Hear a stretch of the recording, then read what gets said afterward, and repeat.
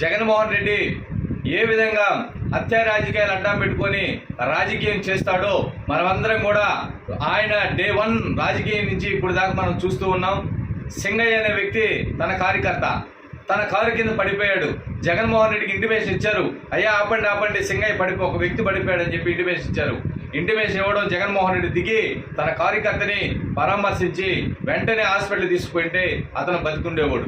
తనని ఒక కుక్కలాగా తీసి పక్కన పారేసి తన కారు జగన్మోహన్ రెడ్డి వెళ్ళిపోయారు. ఈరోజు ఆయన మీద కేసు ఒకటి నమోదైంది, ఆయన మీద కేసు కట్టారని చెప్పి ఈరోజు జగన్మోహన్ రెడ్డి సింగయ్య భార్యని కుటుంబ సభ్యులందరినీ పిలిచి అదే శవ రాజకీయ ఓదార్పు చేస్తూ ఉన్నాడు. జగన్మోహన్ రెడ్డి నువ్వు ఫస్ట్ నుంచి కూడా నువ్వు ఎస్సీల్ని చంపి ఎస్సీల మీద రాజకీయం చేసినోడివి, ఎస్సీలని అడ్డం పెట్టుకొని అధికారంలోకి వచ్చినోడివి. మేము రాష్ట్ర ప్రజలందరం కూడా చూస్తూ ఉన్నాం. 2019లో కోడికత్తి సీను లాంటి వాళ్ళని అడ్డం పెట్టుకున్నావు, అధికారంలోకి వచ్చావు.